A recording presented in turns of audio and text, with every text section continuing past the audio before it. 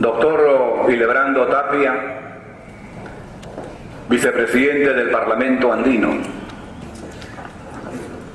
Ingeniero Javier Reategui, parlamentario andino y secretario general del partido Perú Posible. Don Alberto Adriancén, parlamentario andino, gracias por vuestra presencia el día de hoy y gracias por esta distinción inmerecida para mi persona. Compañero Jorge del Castillo, secretario general político del APRA. Compañero Luis Alvarado, expresidente de la Cámara de Diputados y expresidente del Congreso de la República.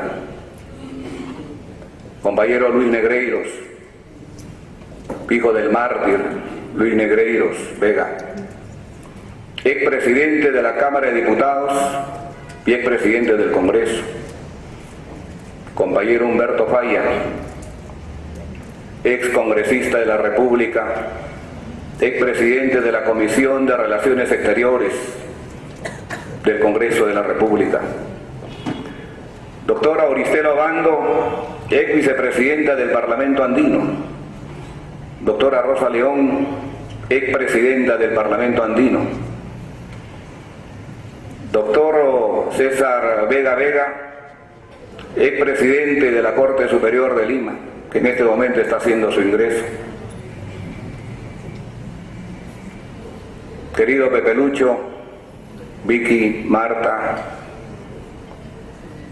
compañeras, compañeros, amigos que esta noche me acompañan en este momento tan especial para mí,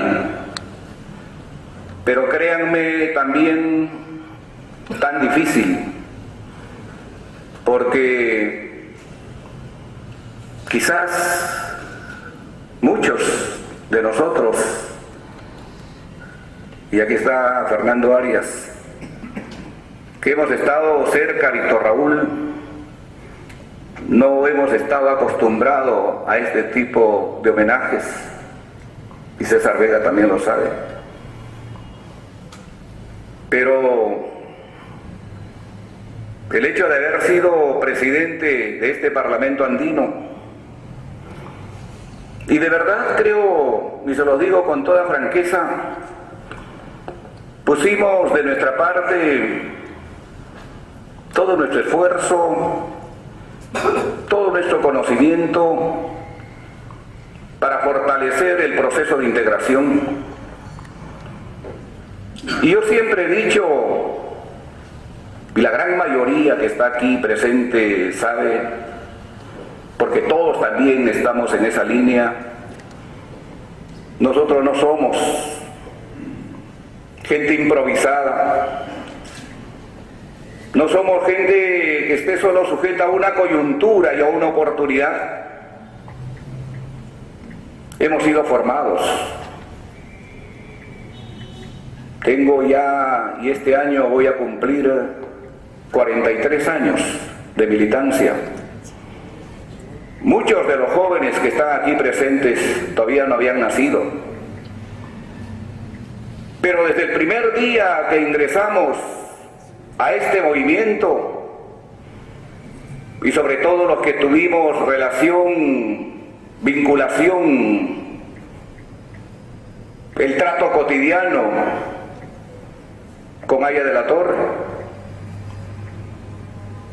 estuvimos convencidos que entrábamos a este movimiento, a esta organización, porque su objetivo principal, porque su objetivo central era luchar, construir la integración continental. Es quizá el primer mensaje central que con ilusión los jóvenes aprendimos en ese tiempo. Y aprendimos también a saber que el concepto de la integración Es un mensaje que viene de nuestros antecesores, de nuestros héroes, de Simón Bolívar, que ahí a la Torre lo recogió y en 1924 fundó una organización no para el Perú, sino para toda la América Latina, con la bandera de la integración continental. Era el grito de nuestros países que levantaban este nuevo concepto, esta idea que se recogió de Bolívar. Era ese grito para juntar, para unir nuestras naciones y nuestros pueblos. Y era también la respuesta ideológica, la respuesta doctrinaria, para decirles a todos los que traían conceptos de la Europa de entonces, que los problemas de la América Latina eran distintos y diferentes, y como tal sus soluciones también debían de tener otros caminos. Y ahí estaban esas enseñanzas que en ese momento y en ese tiempo se esgrimía también como argumento, cuando Engels sostenía en el Anti-Düring que la disparidad histórica determina la disparidad económica y social. Y ahí la Torre completaba diciendo: hay tantas historias como tantos espacios geográficos existen, y en consecuencia los caminos para solucionarlos tienen que ser distintos y diferentes.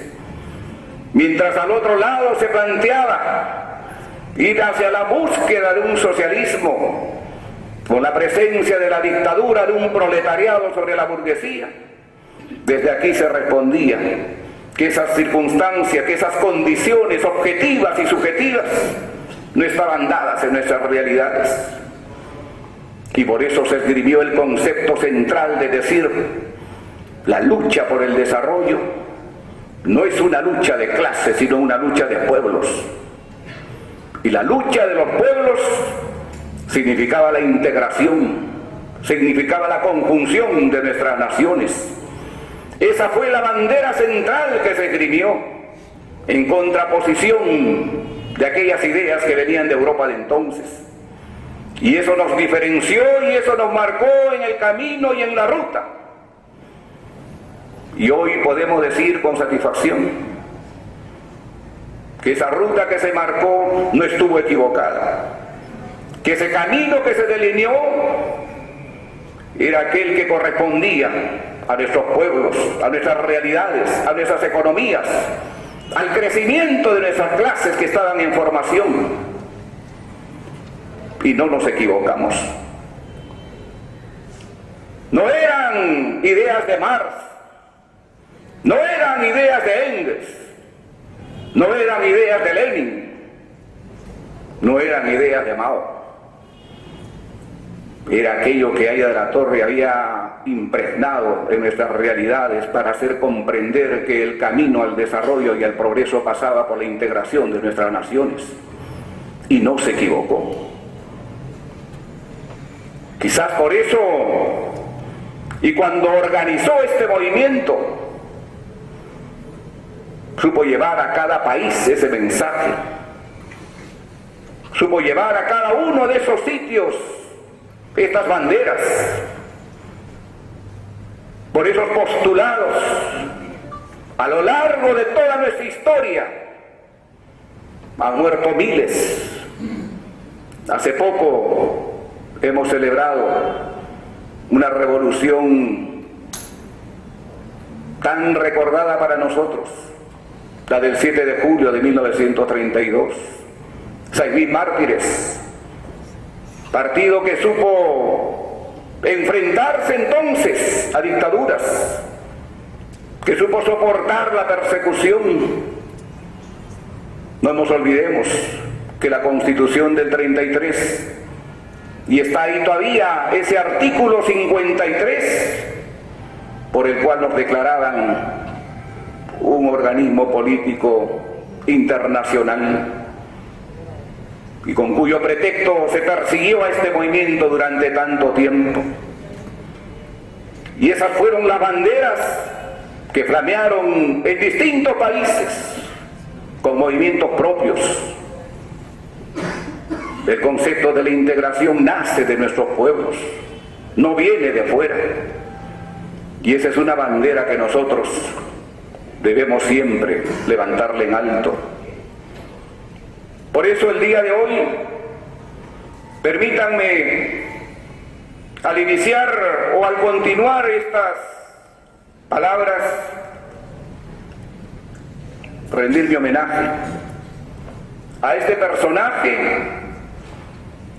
que hizo posible que la Constitución de 1979 colocara en su artículo 100, en su capítulo 4, un mandato imperativo, y era de la integración.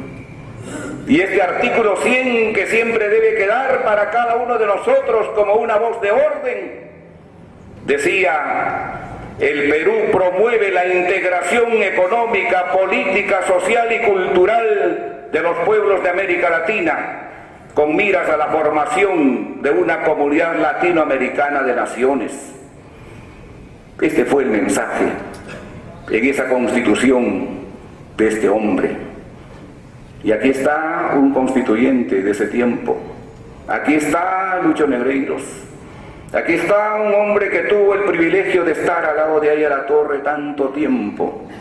Pero aquí está también esta persona que el día que Aya La Torre firmó la Constitución, que fue un 12 de julio, que lo recordaremos mañana, estuvo a su lado, en su lecho de enfermo.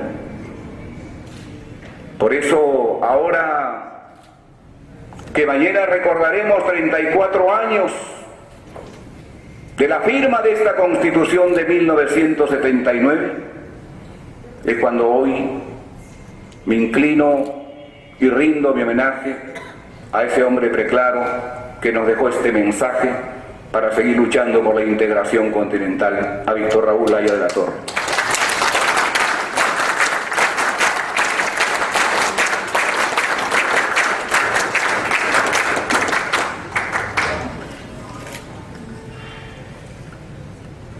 Queridos parlamentarios, queridos amigos, queridos compañeros,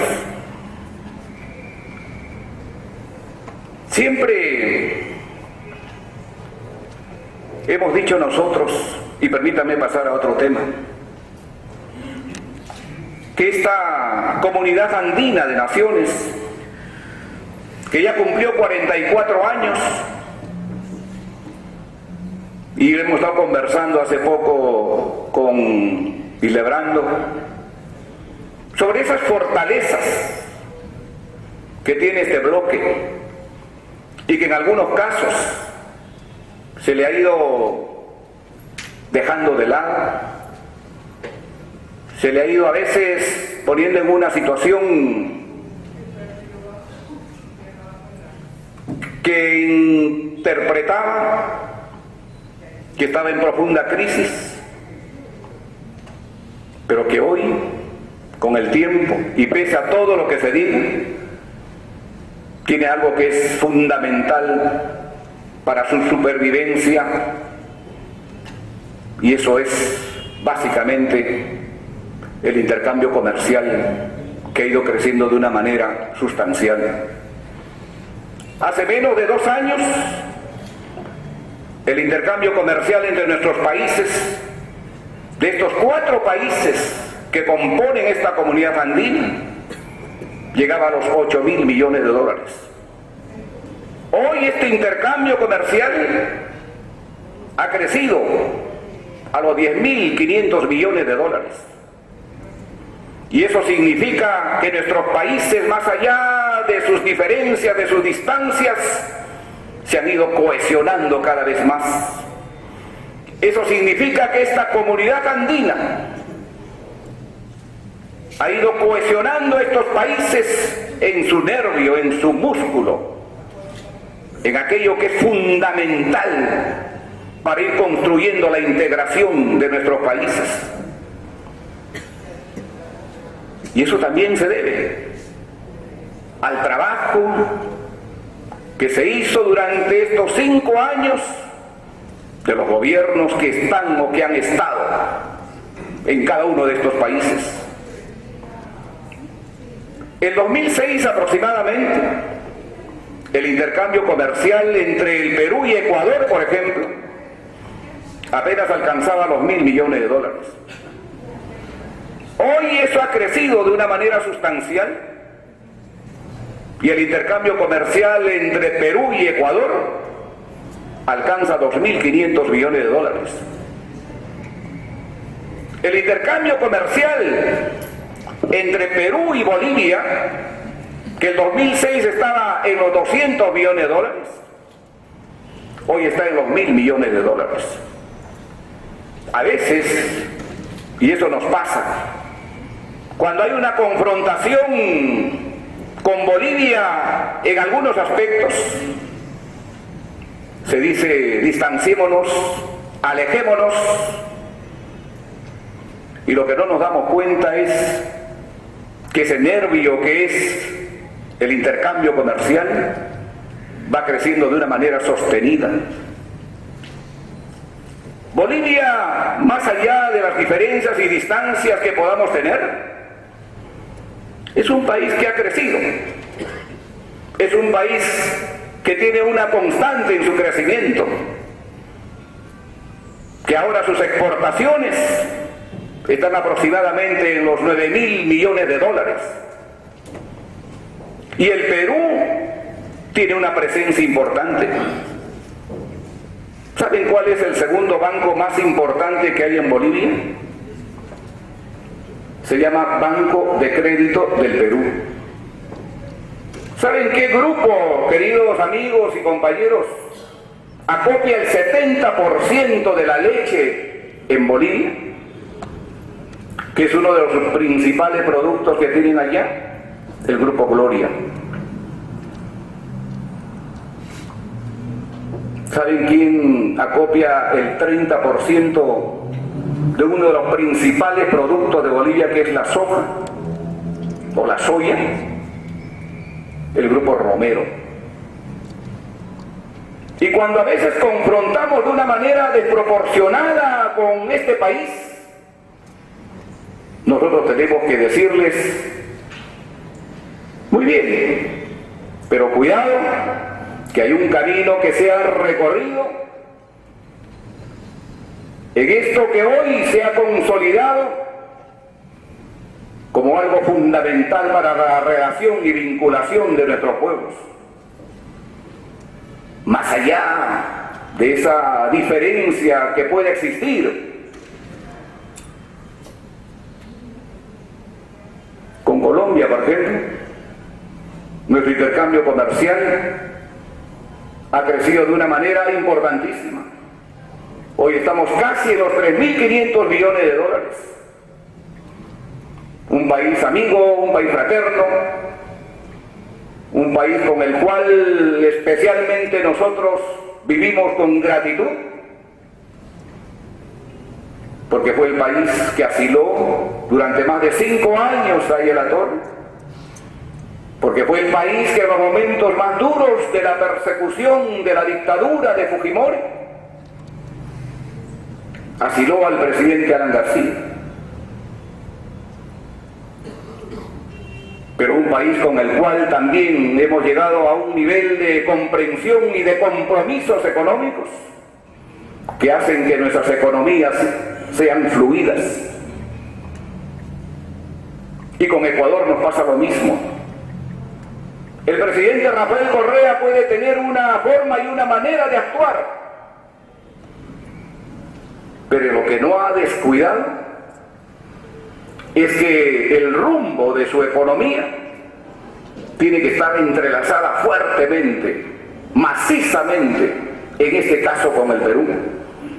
Y por eso ha crecido el comercio de una manera impresionante. Al presidente Rafael Correa se le puede cuestionar y criticar seguramente por muchas cosas. Puede ser que no estemos de acuerdo con él, por ejemplo, por su novísima ley de prensa que se acaba de publicar. Aunque cuidado, habría que revisarlo bien. porque hay temas importantísimos en esa ley. Y algo que obviamente hace que uno de alguna manera pueda identificarse en algunos aspectos. No sé si en el Perú tenemos una verdadera libertad de prensa o tenemos de verdad una verdadera libertad de empresa, que es un poco los cuestionamientos que se hace ahí, y que yo sugiero que revisemos ese proyecto, que revisemos esa ley para darnos cuenta que no todo es malo y que además reivindica algo que creo que es justo: al que calumnia, al que difama, no solo se debía sancionar con prisión condicional, sino ese debía ir a la cárcel. Y más allá de los excesos que pueda cometer en este caso la justicia ecuatoriana, porque de verdad es impresionante cómo se puede poner una multa de 40 millones de dólares a un medio de comunicación, y es quizá la parte nociva, pero revisémoslo. Pero este tema, queridos compañeros y amigos y honorables parlamentarios, de este intercambio comercial que se da en nuestra comunidad andina, que se ha ido fortaleciendo poco a poco, nos hace ver a nosotros que todo esto no ha caído del cielo, que toda esta fluidez de nuestras economías no han venido gratis. Todo esto se ha logrado gracias a las normativas arancelarias que tiene la comunidad andina. Este es un poco nuestro TLC entre nuestros 4 países, donde con distancias, con diferencias, nuestras economías fluyen y se consolidan, y que hoy estamos en los 10.500 millones de dólares de intercambio comercial. Seguramente aquí en esta comunidad ha habido desavenencias, y ustedes recordarán que en 2006 Venezuela se alejó de la comunidad andina, acusándonos, especialmente al Perú y a Colombia, de querer hacer un TLC con los Estados Unidos. Creo que fue una gravísima equivocación, un grave error, porque eso indistintamente no le impedía para poder ingresar a Mercosur. Pero era nuestro derecho, y es nuestro derecho como países. Muchos creemos en los TLC, creemos que es importante abrir y conquistar nuevos mercados, ir a competir, a desarrollar nuestras industrias y nuestras empresas. Claro, para Venezuela era muy fácil, o es muy fácil a veces, cuestionar, criticar, gritar, porque él tiene su propio TLC con los Estados Unidos. ¿Saben a cuánto asciende el intercambio comercial entre Venezuela y los Estados Unidos? Anualmente, y ahí está la cifra del 2012, a 43.000 millones de dólares. Casi el total de las exportaciones del Perú. El Perú está casi por los 50.000 millones de dólares anuales. ¿Y saben cuánto exporta Venezuela de ese componente a los Estados Unidos? 32.000 millones de dólares. ¿Saben cuántas refinerías tiene Venezuela en los Estados Unidos? Obviamente mucho más grande que Repsol, mucho más enorme, mucho más productivo. Repsol no servía para nada. Tienen 3 refinerías. ¿Saben cuántos grifos tiene Venezuela en los Estados Unidos, 13.000 grifos. Quienes han estado allá seguramente habrán visto en distintas partes de la Unión esos grifos que se llama Citgo. Citgo. Esa es propiedad de Venezuela en los Estados Unidos. Si eres consecuente, si eres antiimperialista, si luchas contra el imperio, rompe relaciones, pues. Pero no hagas que nosotros, los países que queremos también competir y llevar nuestros productos y abrir nuestros mercados, no podamos hacer nuestro propio TLC. Y creo que Venezuela se equivocó ahí. Porque después estuvo en la diáspora como lo está todavía hasta el día de hoy. Si bien es cierto, Venezuela ya ha sido aceptado como parte de Mercosur por los presidentes de ese bloque comercial, que es un bloque muy importante, que no hay que desmerecerlo, Paraguay todavía le está poniendo objeciones. Porque para poder ingresar a Mercosur se necesitaba la votación de los congresos de cada país. Había votado Uruguay, había votado Argentina, había votado Brasil, faltaba Paraguay. Una de las cámaras había votado en Paraguay, faltaba creo el Senado. Y si el Senado no vota para que Venezuela ingrese a Mercosur, no puede entrar. Pero ahí nomás vino la caída de Lugo. Y por consiguiente la sanción a Paraguay. Y ahora que le toca la presidencia pro tempore de Mercosur a Venezuela, Paraguay ha dicho un ratito. Si quieren que yo vuelva a Mercosur, revisemos esa presidencia pro tempore. Y Paraguay es un país pequeñito, ¿no? Tiene 6 millones de habitantes. Tiene 400.000 kilómetros cuadrados, sus exportaciones apenas alcanzan a los 5.000 millones de dólares, pero es altamente importante su propiedad que tiene en las termoeléctricas. Paraguay tiene junto a Brasil una termoeléctrica gigante, mitad a mitad. Y parte de lo que produce Paraguay le vende al Brasil. Y tiene otra termoeléctrica también gigante, de donde consume solo el 16% y el resto lo vende a Argentina. Por eso, cuando dicen o dijeron Paraguay ha quedado fuera de Mercosur, mentira. Paraguay quedó fuera de Mercosur de las reuniones de café, de la sala, de los salones, de la conversación, pero no quedó fuera del Mercosur, del intercambio comercial. No se atrevieron. Eso fluye. Y en algún momento nosotros dijimos, es falso, no es cierto que Paraguay esté fuera de Mercosur, porque no le aplicaron sanciones económicas, porque no pueden llegar a eso.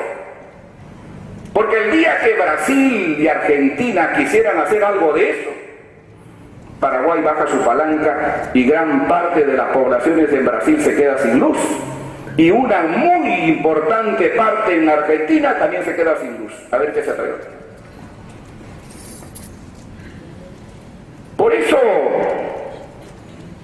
Mercosur, que es un bloque importantísimo, que tiene una importancia fundamental para quienes estamos hoy empeñados en construir estos bloques, en consolidar estos bloques, tiene que ser tomado en cuenta por nosotros. A veces cuando se dice, por ejemplo, ¿por qué hablo del caso de Alan García, del presidente Alan García? ¿Por qué esa relación de pronto tan fluida con Hugo Chávez? A partir del 2006, pese a todas las diatribas, a todos los insultos, porque había un componente importantísimo, y hay que entender cómo en ese momento hay que poner en alto lo que más le conviene al país. Nosotros en 2006 encontramos un intercambio comercial de apenas $200 millones con Venezuela. Hoy, y he estado revisando las cifras, estamos en los $1.500 millones. ¿Saben qué? Casi $700 millones son productos textiles. Y gran parte de esos productos textiles salen de la mar. Y esa es la fuerza, eso es el motivo que hace que estas relaciones se mantengan firmes, se mantengan estables. Es muy fácil a veces gritar como algunos termocéfalos, diría yo, de la derecha piden, a veces a gritos, rompamos relaciones con Venezuela o rompamos relaciones con Bolivia. A ver, díganle eso al empresario de la mar. A ver, díganle al grupo Romero que rompamos relaciones con Bolivia. Obviamente, nosotros tenemos que sostener nuestros principios, nuestras ideas, y estoy seguro y estoy convencido que los grupos democráticos en algún momento estarán en los gobiernos de esos países, y nosotros estamos y no tenemos ningún tapujo en decirlo, con el perdón de don Alberto. Obviamente respaldamos a Capriles, y en eso está a la cabeza nuestro secretario general, que se ha formado un colectivo de ciudadanos, donde está también don Hildebrando, donde está don Javier. Pero esas son nuestras formas y maneras de actuar.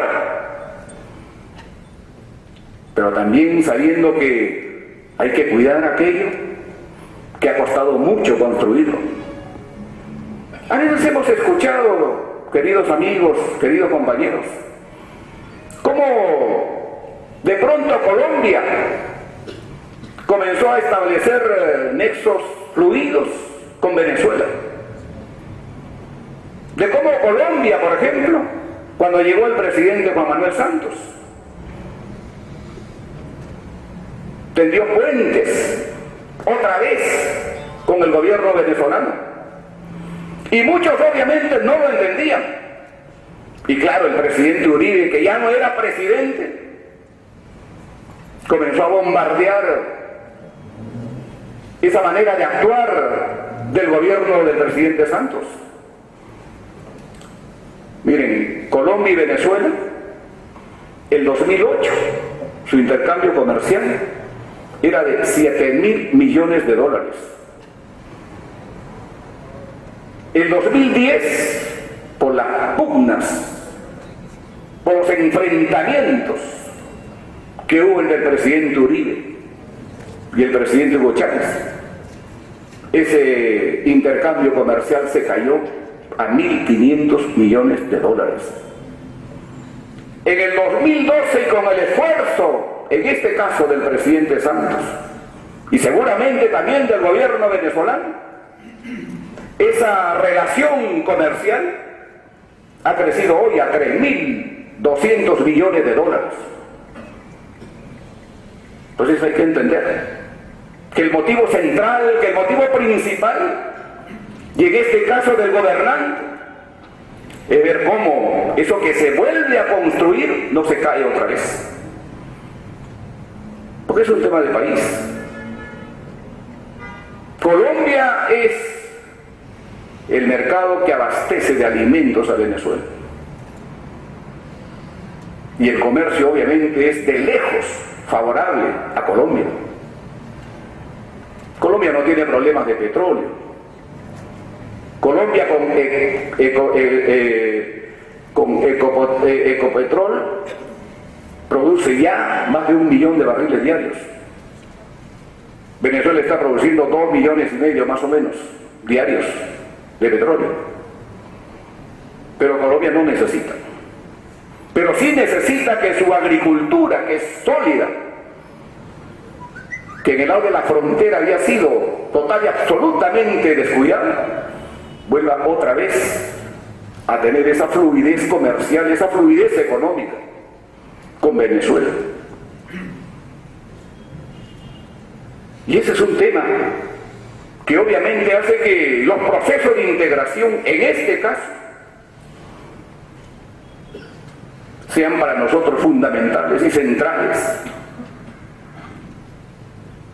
El mundo de hoy no es un mundo ya de países pequeños, no es un mundo de solamente fortalecer el país en el cual vivo. El mundo de hoy es un mundo de bloques. Y ustedes seguramente ahora, en todo este tiempo, lo sienten.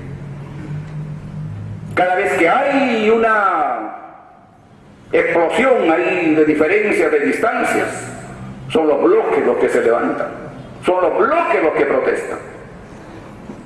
¿Acaso los Estados Unidos no es la conjunción de 52 estados?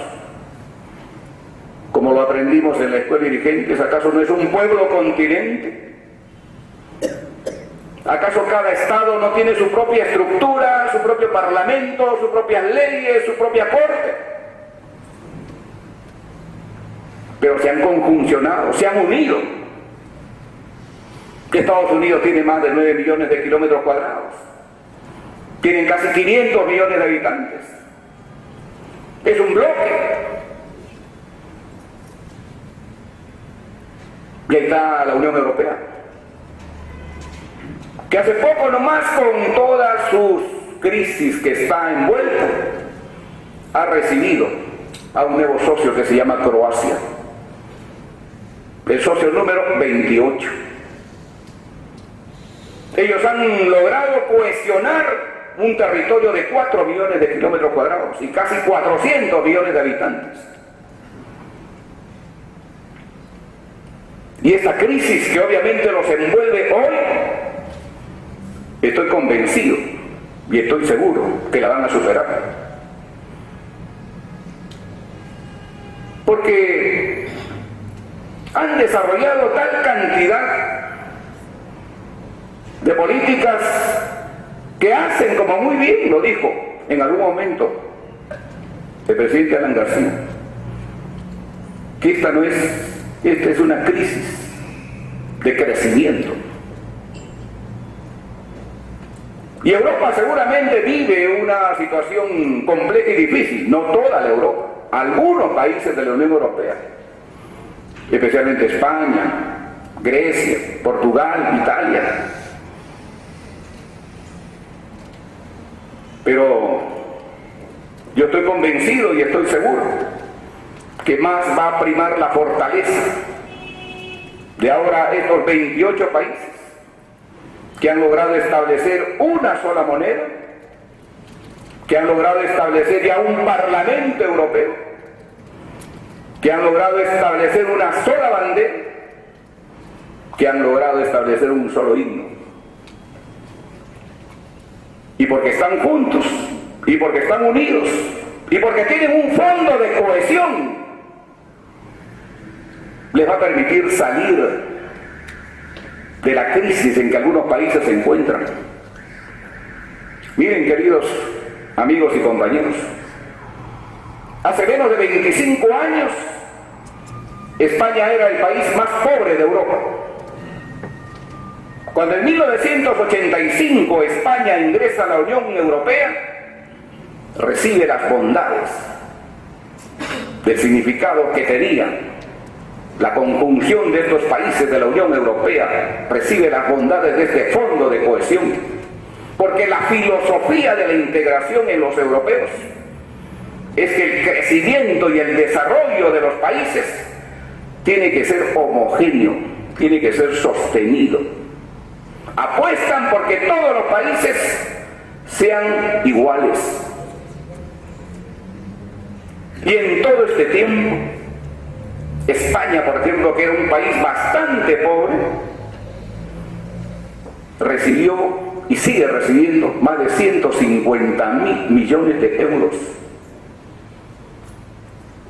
El 70% de las inversiones que en ese tiempo hubo en España fue de la Unión Europea. De cada 10 kilómetros que se construyó en España en ese tiempo, 4 lo hizo este fondo de cohesión. Este fondo de cohesión de la Unión Europea ayudó a crear 300.000 puestos de trabajo anualmente. Claro, hay una crisis que golpea. Yo estaba revisando otra vez el libro del presidente Alan García, 90 años de la prisma, y ahí hay unas cifras que son muy interesantes, que tienen que ver con cómo España hoy ha entrado en crisis y por qué ha entrado en crisis. Quizá por la existencia del Estado benefactor, porque dice en España hay en este momento 9 millones de personas a los que aquí les podríamos llamar jubilados, que reciben pensiones del Estado y que anualmente a España le cuesta al gobierno español 90.000 millones de euros. Y a eso hay que agregarle los casi 5 millones que allá le llaman de parados, acá serían desempleados, que tiene un costo para el Estado, porque cada uno de ellos, los que son regulares, reciben 500 euros mensuales de ayuda, de subsidio, y eso le cuesta al Estado 30.000 millones de euros anuales. Y esa es quizá la crisis de fondo que hoy atraviesa la España, que ojalá más adelante pueda superar, pueda salir de todo esto. Pero creo que aquí no hay que olvidar un tema que a mí me parece importante, porque claro, nosotros hemos percibido y hemos cuestionado y hemos criticado esta crisis que vive la Unión Europea o algunos países de la Unión Europea, como hemos cuestionado y hemos criticado la crisis inmobiliaria de los Estados Unidos del 2008, del 2009, que nos afectó de una manera significativa. No se olviden que el 2008 o el 2009, el compañero Jorge debe tener exactamente el año, nuestro país apenas creció 0.9%. Muy lejos de lo que normalmente estaba creciendo. Pero, ¿y los responsables? Acá a veces en el Perú no hablamos mucho de ellos. Hablamos de los resultados de la crisis, de lo que se vive, y en el Perú a veces sospechosamente se esconden los medios. ¿Quiénes crearon esta crisis? ¿Quiénes crearon esta burbuja inmobiliaria en los Estados Unidos? ¿Y cómo se reflejó en la Unión Europea? ¿No fueron acaso los banqueros? ¿No fueron acaso estos personajes que irresponsablemente comenzaron a dar crédito a gente que después no podía pagar? ¿No fueron acaso aquellos que hicieron lo que como aquí siempre se ha conocido la pirámide? Y de eso seguramente ustedes han leído en varias oportunidades. ¿Cómo poder entonces cuestionar esta crisis sin señalar a quienes lo han provocado? También, y quizá también los gobiernos, que no supieron ser firmes en su momento. En algún momento decían en Estados Unidos, por ejemplo, que el nuevo propietario de la General Motors era Obama, porque el Estado había aportado a esa empresa más de 10.000 millones de dólares para su salvataje. Y los estados a quienes a veces se cuestiona, se critica, porque aquí en el Perú es un delito decir que debe haber empresas del Estado. Nos fusilan y a veces nos contagiamos nosotros mismos. Y yo no estoy, compañeros y amigos, de acuerdo con que se compre Repsol. Repsol no es porque el Estado no debería comprarlo, sino porque es una chatarra, que es otra cosa. Pero todos estos que entran en crisis, inmediatamente recurren a papá Estado. Los banqueros, los grandes bancos, las grandes financieras, van al papá Estado. Así como en España, por ejemplo, Bankia, que fue la quiebra del sistema financiero allá, el gobierno tuvo que aportar más de 300.000 millones. ¿Y cuánto le costó en Estados Unidos? Subsidiar, ayudar a estas empresas, a estos banqueros, a estas financieras. Y quizás ese es un concepto que nosotros, hoy, a la luz de los acontecimientos, también tenemos que revisar. Aquí en el Perú ocurrió igual. Acuérdense, Banco Vice, 300 millones de dólares, Banco Latino. El Estado corrió rápidamente a financiar, a subsidiar la crisis de un banco. Si el Estado corriera así rápidamente a subsidiar y ayudar a los colegios, que en muchos casos se caen, o a seguir construyendo los colegios emblemáticos que tanta falta nos hacen, sería otra cosa. O si el Estado corriera con esos subsidios como se corre por estos, que son culpables y responsables de lo que pasa hoy, a subsidiar también a muchos trabajadores que se han quedado sin empleo, que se han quedado sin trabajo, a poder establecer políticas de ayuda y de apoyo a nuestros migrantes que están fuera, o a los que vuelven. Eso sería quizás el mejor subsidio que se pueda dar. Sin embargo, corremos prestos a ayudar a los bancos que se caen, no solo aquí. Ha pasado en distintos lugares, ha ocurrido en los Estados Unidos, y esa es la crisis. Por eso, claro que aquí todavía no lo hemos visto, no lo hemos vivido, pero ya llegará en algún momento. Aparece pues este Excel con este pequeño libro, Indignados, y comienzan a salir inmensas masas, convocados ya no por partidos políticos, convocados ahora por eso que todos tenemos a través de las redes, pero a confrontar contra el Estado, contra el sistema y contra el lucro. Y eso es un poco lo que ha ocurrido en España fundamentalmente. Y creo que a nosotros nos tiene que hacer reflexionar para poder entender en su verdadera dimensión la crisis que el mundo atraviesa. Estados Unidos con todo su poderío, con toda su fuerza, poco a poco, sostenidamente, seguramente va a salir, como saldrá la Unión Europea.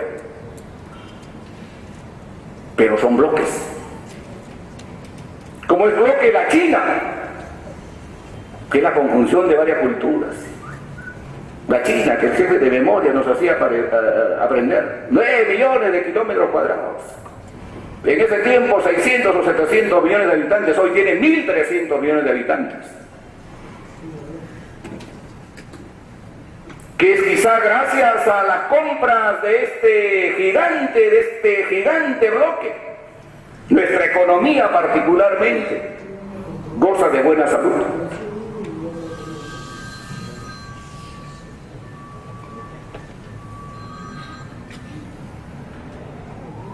el día que el gigante tenga problemas de bronquios, a nosotros nos dará una pulmonía severa. Y hay que tener en eso, obviamente, y ojalá sea así, que la China no baje sus compras para que nuestra economía siga caminando, siga avanzando. Pero es un bloque, como es un bloque la India. Y en América Latina, queridos amigos y compañeros, no podemos quedarnos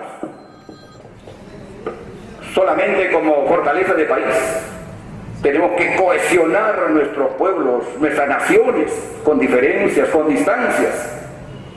Miren, la Unión Europea tiene un lema que es importantísimo, que es lo que ellos siempre ubican en todas sus publicaciones: unidad en la diversidad.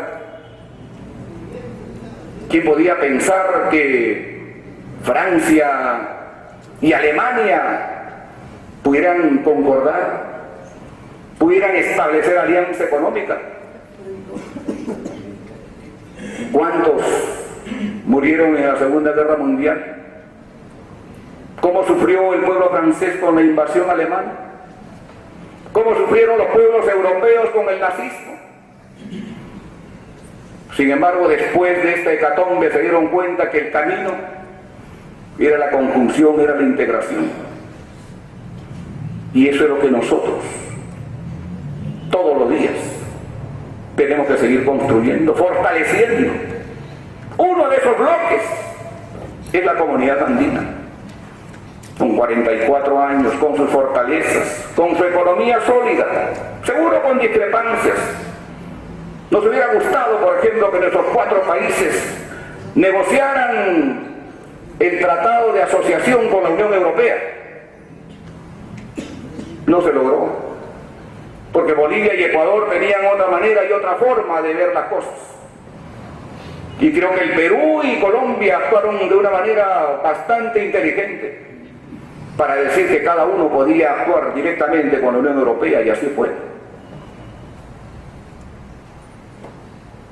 Y estamos seguros que esta alianza del Pacífico, esta iniciativa del presidente Alan García, que se viene consolidando cada día más, donde está Chile, donde está Colombia, donde está el Perú, donde está México, fortalezca sus lazos con el principal propósito que tiene de mirar hacia el Asia. Y ojalá la conjunción de estos esfuerzos pueda al mismo tiempo establecer políticas de alianza. Y Chile, un país tan cercano a nosotros, naturalmente, ahora que esperamos el fallo de La Haya, con incomodidades, con diferencias, pero también con muchas fortalezas, y los partidos políticos han jugado un rol muy importante.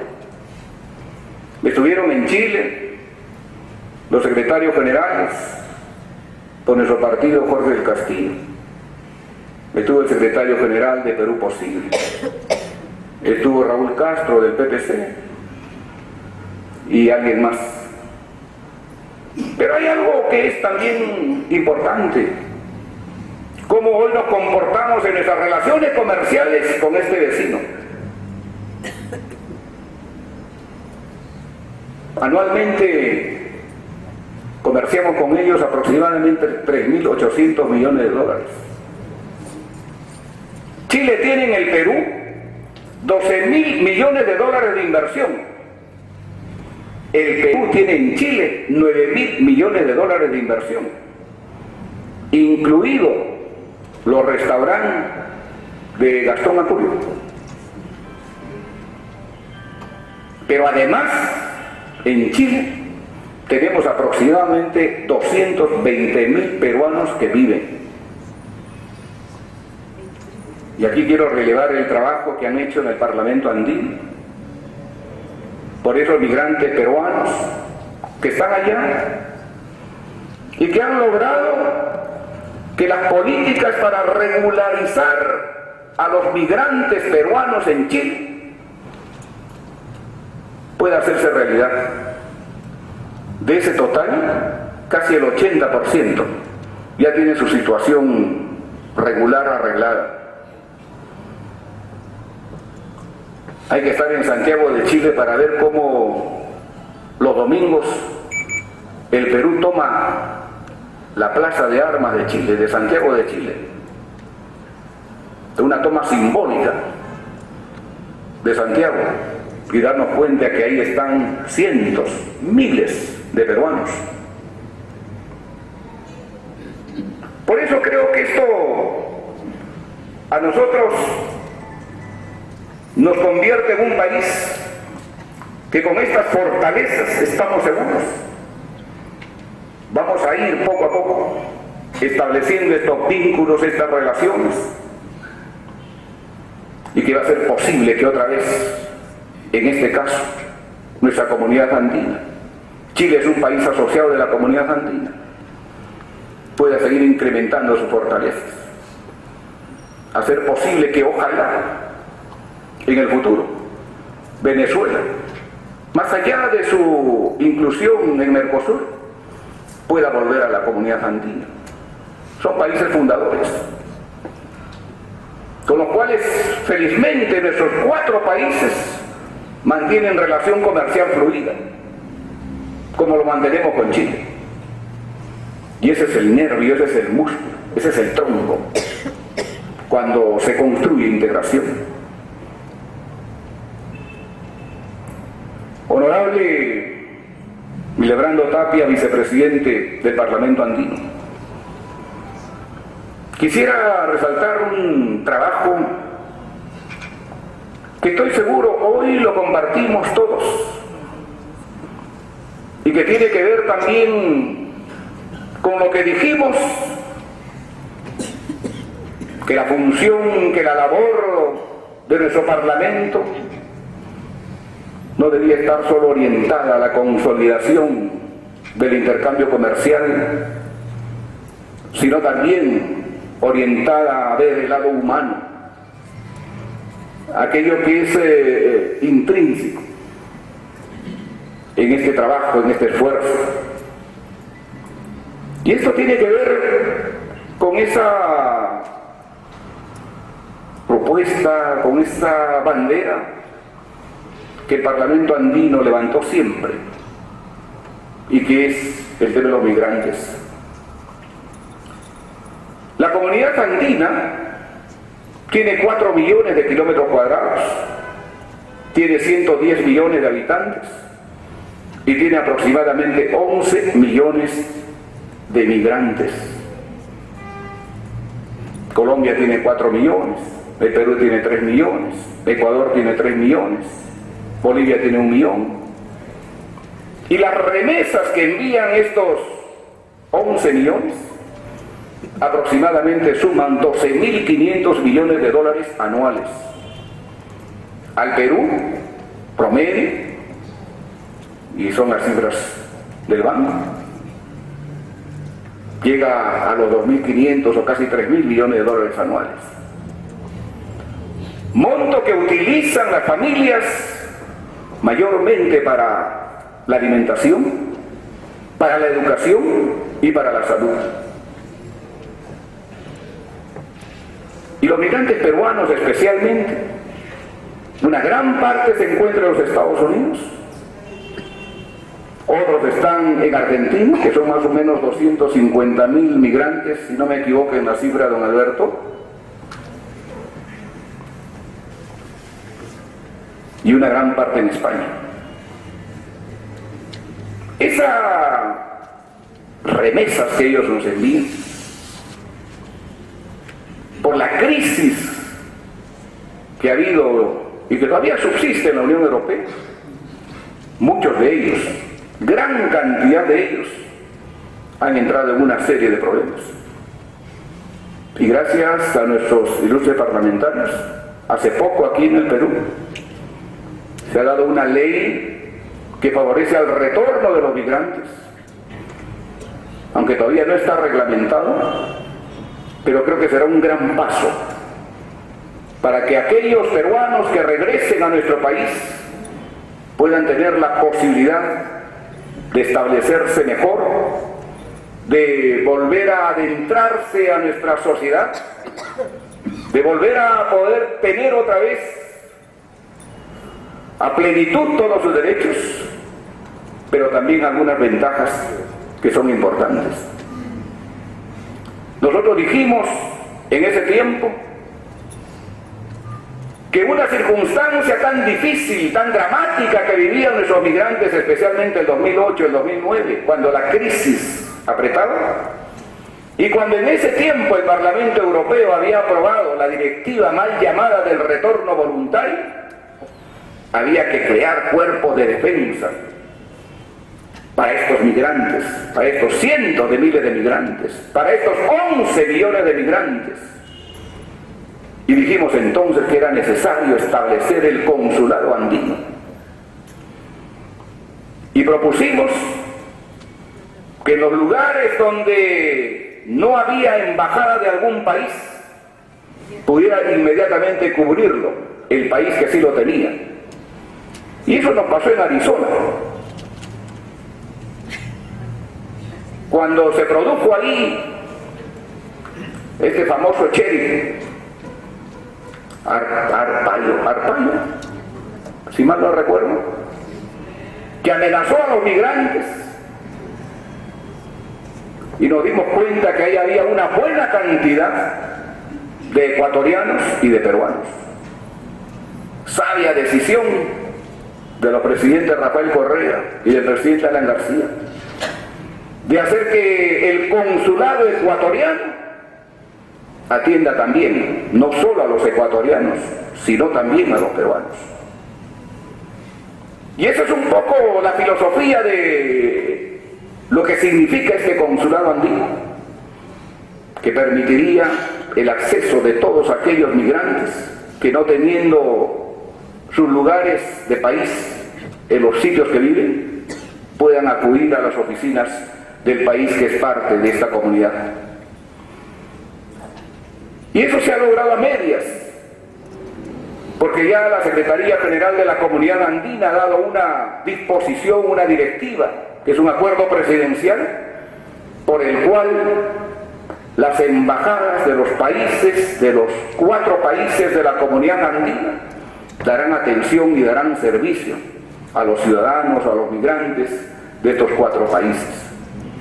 Eso es importante. Quizás nosotros no lo tomemos como estoy seguro lo pueden tomar los que están afuera, porque ellos sufren en carne propia estas vicisitudes, esos momentos dramáticos y difíciles a veces de no poder desplazarse para ser atendidos en un lugar.